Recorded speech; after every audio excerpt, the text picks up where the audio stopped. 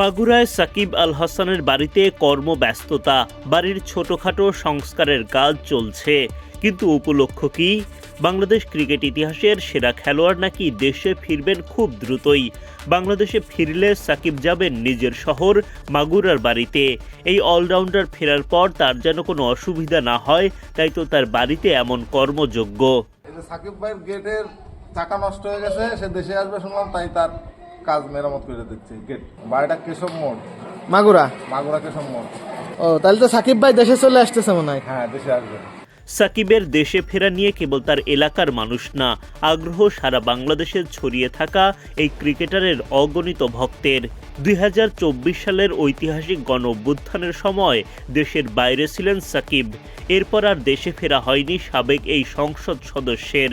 বিভিন্ন সময় সাকিবের দেশে ফেরা নিয়ে আলোচনা উঠলেও সেটা আলোর মুখ দেখেনি। গেল 14 জানুয়ারি বিডি ক্রিক টাইমকে দেয়া এক সাক্ষাৎকারে দেশের জার্সিতে পূর্ণাঙ্গ সিরিজ খেলে অবসরের ইচ্ছা প্রকাশ করেন সাকিব আল হাসান। আমার ইচ্ছা, আমি চাই যে একটা পূর্ণাঙ্গ সিরিজ খেলার পরে অবসর নিব। সেটা ধরেন আমাদের একটা যদি পূর্ণাঙ্গ সিরিজ হয় কোনো একটা দলের সাথে, সেটা কি হয় 2টা টেস্ট, 3টা ওডিআই, 3টা টি20। সো ওরকম একটা সিরিজ আমি পুরোটা খেলে, মানে এমন না যে জাস্ট একটা ম্যাচ খেলে অবসর নিয়ে করে ফেললাম। জাস্ট পূর্ণাঙ্গ একটা সিরিজ খেলে পুরোটা অবসর নিলাম 3টা ফরম্যাট থেকে সুন্দর করে, যেটা হচ্ছে আমার ইচ্ছা। এরপর গেল 24 জানুয়ারি সাকিবকে দলভুক্ত করার জন্য বিবেচনা করা হবে বলে ঘোষণা দেয় বিসিবি। এর আগে এক দফা দেশে ফেরার ফ্লাইটে উঠেও তার দেশে ফেরা হয়নি। এবার অবশ্য বিসিবি শক্ত অবস্থানে দেশের ক্রিকেটের সেরা তারকাকে তারা জাতীয় দলে জায়গা করে দিতে চান।